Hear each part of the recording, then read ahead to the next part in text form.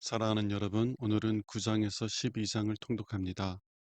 9장에서 11장은 사무엘이 사울을 왕으로 세우는 과정에 대해서 말하며 12장은 사무엘의 고별 설교에 대해서 말합니다. 하나님을 자신들의 왕으로 섬기기를 거부하고 다른 왕을 구했던 이스라엘 백성들에게 그들이 원한 왕을 주신 하나님의 마음을 묵상해 보시기 바랍니다. 9장 왕으로 뽑힌 사울. 베냐민 지파에 기스라는 사람이 있었다. 그는 부유하고 유력한 사람으로 아비엘의 아들이며 스롤의 손자요 베고라의 증손이며 아비아의 현손이었다. 기스에게는 사울이라는 아들 하나가 있었는데 그는 이스라엘에서 키가 제일 크고 으뜸가는 미남자였다. 어느 날 기스의 나귀들이 길을 잃고 집에 들어오지 않았다. 그래서 그는 사울과 하인 한 사람을 보내며 나귀들을 찾아오라고 하였다. 그들은 에브라임 산간지대와 살리사 땅과 사할림 일대와 베냐민 전 지역을 돌아다니면서 샅샅이 찾아보았으나 나귀들을 찾을 수가 없었다. 그들이 숲땅에 이르렀을 때 사울이 하인에게 말하였다.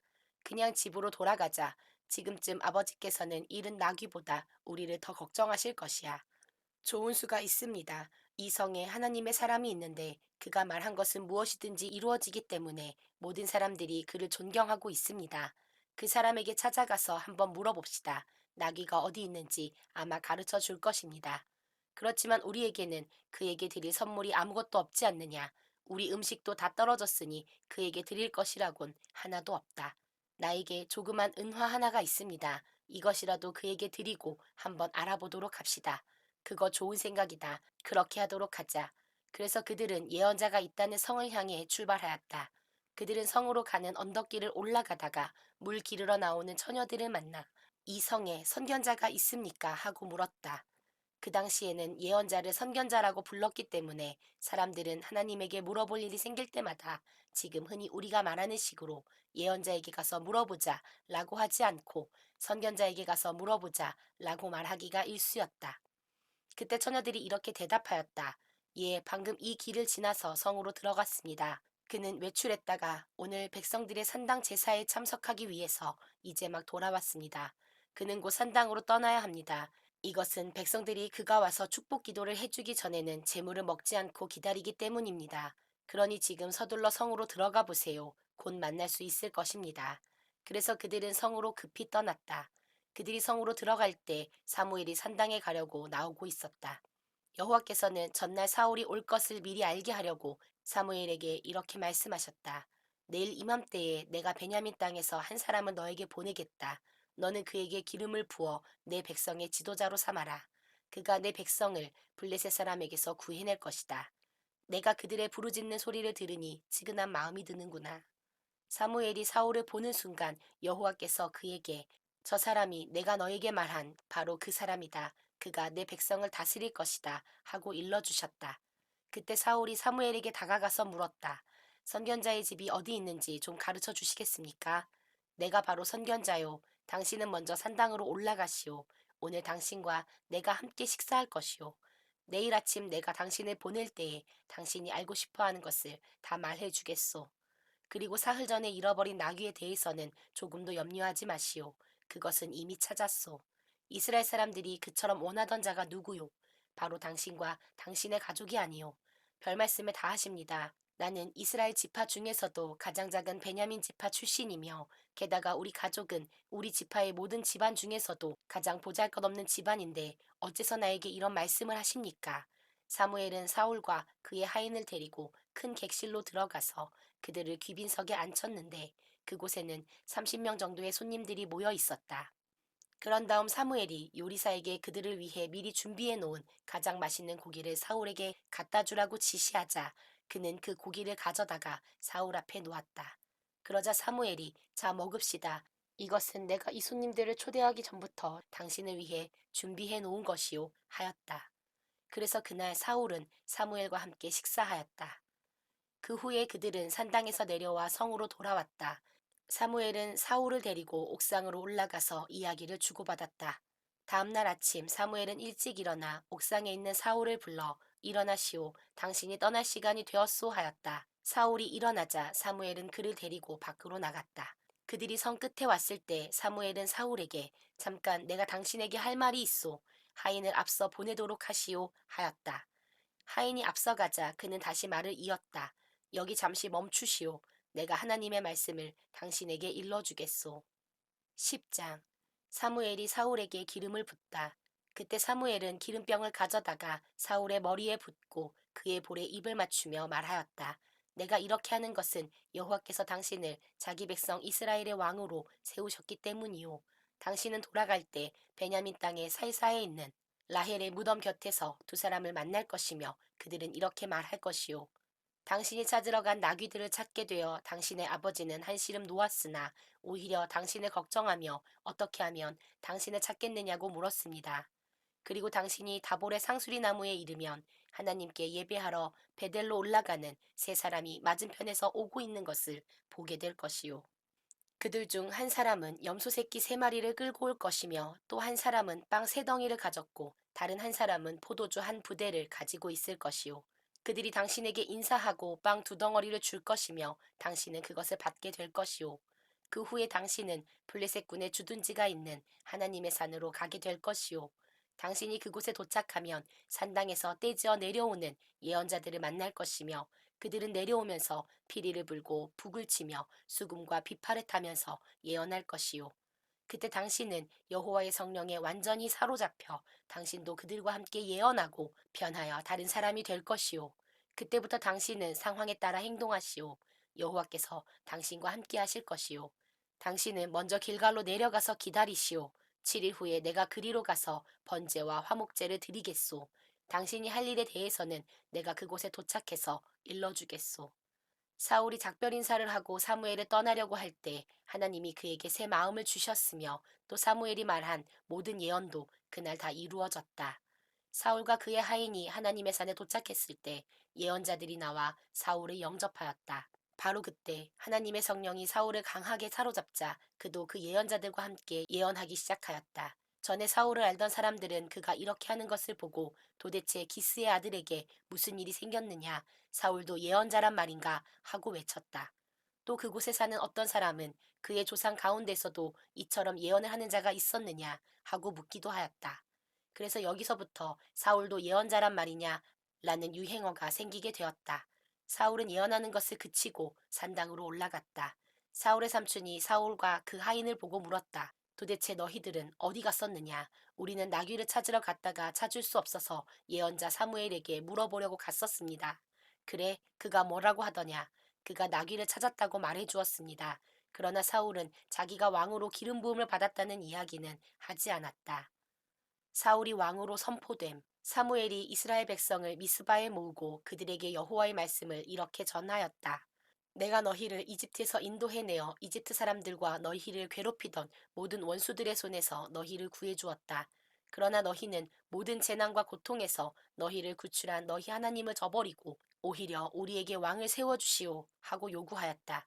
그러므로 이제 너희는 지파와 집안별로 나 여호와 앞에 나오너라. 그래서 사무엘은 각 지파의 지도자들을 여호와 앞으로 나오게 했는데 그때 베냐민 지파가 뽑혔다. 그런 다음 사무엘이 베냐민 지파를 집안별로 여호와 앞에 나오게 하자 이번에는 마드리 집안이 뽑혔다. 마지막으로 마드리 집안이 여호와 앞에 나왔을 때 기스의 아들 사울이 뽑혔으나 그가 자취를 감추고 말았다. 그래서 그들이 그가 어디 있습니까? 그가 우리 가운데 있습니까? 하고 여호와께 묻자 여호와께서는 그가 짐꾸러미 사이에 숨어 있다 하고 대답하셨다. 그래서 그들이 달려가서 사울을 데리고 왔는데 그는 키가 커서 다른 사람들이 그의 어깨까지밖에 미치지 못하였다. 그때 사무엘이 모든 백성에게 이분이 여호와께서 왕으로 뽑은 사람입니다. 이스라엘에 이만한 사람이 어디 있겠습니까? 하자 백성들은 왕의 만세를 외쳐댔다. 그때 사무엘은 왕의 권리와 의무가 무엇인지 백성들에게 말하고 그것을 책에 기록하여 여호와 앞에 두고 백성들을 모두 집으로 돌려보냈다. 사울이 기브아에 있는 자기 집으로 돌아갈 때 마음에 하나님의 감동을 받은 사람들은 그와 동행하였으나 몇몇 불량배들은 이 사람이 어떻게 우리를 구원하겠느냐 하며 그를 무시하고 그에게 아무 선물도 주지 않았다. 그러나 사울은 침묵을 지켰다. 11장. 사울이 야베스 성을 구출함. 그 후에 암몬 사람 나하스가 길르앗의 야베스 성을 치기 위해 군대를 이끌고 와서 포진하자 야베스 사람들은 나하스에게 우리와 조약을 맺읍시다. 그러면 우리가 당신들의 종이 되겠소 하였다. 그때 나하스는 좋다. 하지만 한 가지 조건이 있다. 내가 너희 오른 눈을 모조리 뽑아 온 이스라엘의 치욕거리로 삼겠다 하고 대답하였다. 그래서 야베스 지도자들은 다시 간청하였다. 우리가 이스라엘 전역에 사자를 보낼 수 있도록 일주일간만 여유를 주시오. 그래도 우리를 도울 자가 없으면 우리가 당신의 조건에 응하겠소. 사자들이 사울의 고향인 기브아에 달려가서 백성들에게 이 소식을 전하자 모든 사람들이 통곡하기 시작하였다. 바로 그때 밭을 갈다가 집에 돌아온 사울은 곳곳에서 들려오는 울음소리를 듣고 무슨 일이오? 어째서 모두 이렇게 울고 있소? 하고 물었다. 그래서 백성들은 그에게 야베스 사람들이 말한 것을 그대로 일러주었다. 사울은 그들의 말을 들을 때에 하나님의 성령에 크게 감동되어 강한 분노를 느꼈다. 그래서 그는 소 2마리를 끌어다가 여러 토막으로 잘라 사자들에게 주면서 이것을 이스라엘 전 지역으로 들고 다니며 이렇게 외치라고 지시하였다. 누구든지 사울과 사무엘을 따라 나서지 않는 자는 그의 소들에게도 이렇게 하겠다. 그러자 백성들은 여호와를 두려워하여 하나같이 달려나왔다. 사울이 그들을 베색에 집결시키고 인원을 점검한 결과 이스라엘 사람이 30만 명이며 유다 사람이 3만 명이었다. 그런 다음 사울은 사자들을 길르앗의 야베스로 돌려보내며 내일 정오까지 우리가 당신들을 구출하겠소 하였다. 사자들이 돌아가서 이 소식을 전하자 야베스 사람들은 무척 기뻐하였다. 그리고 그들은 나하스에게 항복합니다. 내일 우리가 당신들에게 나갈 테니 당신들이 좋을 대로 하시오 하였다. 다음날 새벽 사울은 병력을 3부대로 나누고 암몬군을 기습하여 그들을 정오까지 쳐 죽였다. 그래서 살아남은 자들은 뿔뿔이 흩어져 단 2사람도 함께 남은 자가 없었다. 그러자 백성들은 사울이 우리의 왕이 되어서는 안 된다고 말한 자가 누구입니까? 그들을 끌어내십시오. 우리가 죽여버리겠습니다. 하고 사무엘에게 말하였다. 그러나 사울이 그들에게 오늘은 여호와께서 이스라엘을 구출한 날이므로 아무도 사람을 죽여서는 안 됩니다. 하였다. 그때 사무엘이 백성들에게 자, 우리 모두 길갈로 가서 다시 한번 사울을 우리의 왕으로 선포합시다 하고 외치자 모든 백성은 길갈로가 여호와 앞에서 사울을 왕으로 선포하고 그를 왕위에 앉혔다. 그런 다음 그들은 여호와께 화목제를 드리고 사울과 함께 거기서 크게 기뻐하였다. 12장 사무엘의 고별사. 그때 사무엘이 백성들에게 다시 말하였다. 나는 여러분의 요구대로 여러분에게 왕을 세워 주었습니다. 보십시오. 지금 왕은 여러분 앞에 있습니다. 이제 나는 늙어 백발이 되었고 내 아들들은 여러분과 함께 있습니다. 나는 어릴 때부터 지금까지 여러분의 지도자로 일해왔습니다. 지금 내가 여호와 앞과 그의 택한 왕 앞에 섰으니 내가 잘못한 것이 있으면 말해 보십시오. 내가 누구의 소나 나귀를 뺏은 일이 있습니까? 여러분을 속이거나 못살게 군 일이 있습니까? 뇌물을 받은 적이 있습니까? 내가 잘못한 것이 있으면 무엇이든지 말하십시오. 그러면 모든 것을 갚아드리겠습니다. 그러자 백성들이 대답하였다. 당신은 우리를 속이거나 못살게 군 일이 없으며 단 한 번도 뇌물을 받은 일이 없습니다. 여러분이 내게서 아무 죄도 찾아내지 못한 이 일에 대해서 여호와와 그분이 택한 왕이 증인입니다. 그렇습니다. 여호와께서 우리의 증인이 되셨습니다. 그러자 사무엘이 백성들에게 이렇게 말하였다. 모세와 아론을 세우시고 여러분의 조상들을 이집트에서 인도해내신 분은 바로 여호와이십니다. 이제 여러분은 여기 조용히 서 계십시오.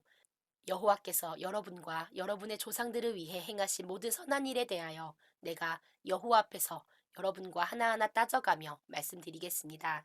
여러분의 조상들이 이집트에서 도와달라고 여호와께 부르짖자 여호와께서는 모세와 아론을 보내 그들을 이 땅으로 인도해 내셨습니다. 그러나 그들은 곧 그들의 하나님 여호와를 잊어버렸습니다. 그래서 여호와께서는 하소랑의 군대 총사령관 시스라와 블레셋 사람과 모압 왕에게 그들을 넘겨주셨습니다. 그때 백성들은 다시 여호와께 부르짖으며 우리가 여호와를 버리고 이방 우상 바알과 아스타롯을 섬겨 범죄하였습니다. 이제 우리를 원수들의 손에서 구해 주소서. 그러면 우리가 당신을 섬기겠습니다. 하고 애원하였습니다. 그래서 여호와께서는 기드온과 바락과 입다와 나 사무엘을 보내 여러분을 원수들의 손에서 구출하여 안전하게 살 수 있도록 해주셨습니다. 그러나 여러분은 암몬 왕 나하스를 두려워하여 여호와 하나님이 여러분의 왕인데도 불구하고 나에게 와서 여러분을 다스릴 왕을 세워달라고 요구하였습니다. 보십시오. 이제 여러분이 택한 왕이 여기 있습니다. 여러분이 왕을 요구하였으므로 여호와께서 여러분의 요구를 들어주셨습니다. 만일 여러분이 여호와를 두려운 마음으로 섬기고 그분이 명령하신 것을 거역하지 않고 그대로 순종하며 또 여러분과 여러분의 왕이 여러분의 하나님 여호와를 따르면 모든 일이 순조로울 것입니다. 그러나 만일 여러분이 여호와의 명령을 거역하고 순종하지 않으면 그때는 여호와께서 여러분의 조상을 벌하신 것처럼 여러분을 무섭게 벌하실 것입니다. 이제 여러분은 여호와께서 행하시는 놀라운 일을 지켜보십시오. 여러분도 알겠지만 미를 추수하는 이맘때는 비 오는 계절이 아닙니다. 그러나 내가 기도하면 여호와께서 우레와 비를 보내실 것입니다. 이제 여러분은 왕을 요구한 그 죄가 얼마나 크다는 것을 알게 될 것입니다. 그러고서 사무엘이 기도하자 여호와께서 우레와 비를 보내셨다. 그러자 모든 백성이 이것을 보고 여호와와 사무엘을 몹시 두려워하며 사무엘에게 이렇게 말하였다. 우리를 위해서 당신의 하나님 여호와께 기도하여 제발 우리가 죽지 않게 해주십시오. 우리는 우리가 지은 모든 죄 외에도 왕을 요구하여 또 하나의 다른 죄를 범했습니다. 그러자 사무엘은 두려워하지 마십시오 하고 백성들을 안심시키며 다시 말을 이었다. 여러분이 지금까지는 그런 악한 짓을 하였으나 이제는 여호와를 떠나지 말고 그분을 진심으로 섬기십시오. 여러분은 거짓 신들을 쫓아서는 안 됩니다. 그들은 무익함으로 여러분을 도와줄 수도 없고 구원할 수도 없습니다. 여호와께서는 여러분을 자기 백성으로 삼으신 것을 기뻐하시기 때문에 그분의 위대하신 이름을 생각해서도 여러분을 버리지 않으실 것입니다. 그리고 나는 여러분을 위해 기도하는 일을 중단함으로 여호와께 범죄하지 않을 것이며 계속 선하고 옳은 것을 여러분에게 가르칠 것입니다. 여러분은 여호와를 두려워하고 마음을 다하여 진심으로 그분을 섬기십시오. 그리고 그분이 여러분을 위해 행하신 그 모든 놀라운 일들도 잊어서는 안 됩니다. 그러나 만일 여러분이 계속 죄를 범하면 여러분과 여러분의 왕이 다 멸망할 것입니다. 사랑하는 여러분, 오늘 말씀을 통해서 다음 사실을 묵상해 보시기 바랍니다. 하나님은 사무엘에게 이스라엘 백성이 왕을 요구하는 것은 하나님 자신을 왕으로 원하지 않기 때문이라고 말씀하셨습니다. 그러나 하나님은 이스라엘 백성에게 그들이 원하는 왕을 주셨습니다. 만일 왕을 구하는 것이 잘못된 것이라면 왜 하나님께서는 그들이 원하는 왕을 주신 것일까요? 하나님이 허락하시지 않아도 이스라엘 백성은 결국 왕을 세울 것임을 아셨기 때문일까요? 그럴 수 있습니다. 그러나 더 근본적인 이유가 있습니다. 우리는 실패를 통해서 참된 배움을 얻을 수 있기 때문입니다. 탕자의 비유를 기억해 보십시오. 만일 아버지가 유산을 주시지 않았다면 탕자는 아버지의 집에 머물며 죄를 짓지 않았을 것입니다. 그러나 잘못된 길을 가는 것을 막는 아버지의 사랑을 깨닫기보다는 오히려 자신이 원하는 길을 막은 아버지를 원망하며 살았을 것입니다. 탕자는 어느 때에 아버지의 집에 거하는 것이 진정으로 행복한 것임을 깨닫게 되었습니까? 자신이 원하는 대로 살아보고 그래서 그렇게 사는 것이 결코 행복하지 못하다는 것을 깨닫게 된 후입니다. 탕자는 실패를 통해서 참된 배움을 얻은 것입니다. 사랑하는 여러분, 여러분이 실패하고 있다면 혹은 여러분이 과거의 실패에 대한 후회 속에서 살아가고 있다면 그 실패를 통해서 참된 배움을 갖게 하시려는 하나님의 마음을 기억하십시오. 만일 여러분이 그러한 실패를 통해서 하나님보다 귀한 것이 없다는 배움을 얻는다면 여러분의 실패들은 오히려 감사의 주권이 될 것입니다. 왜냐하면 여러분은 그 실패들을 통해 하나님이 무엇보다 귀하신 분임을 알게 될 것이기 때문입니다. 기도하겠습니다. 하나님 아버지, 오늘도 저희가 참된 교훈을 배울 수 있게 하옵소서. 하나님보다 더 귀한 것이 없으며 하나님의 다스림 아래 사는 것보다 더 행복한 것이 없다는 것을 깨닫게 하옵소서. 우리 주 예수 그리스도 이름으로 기도합니다. 아멘.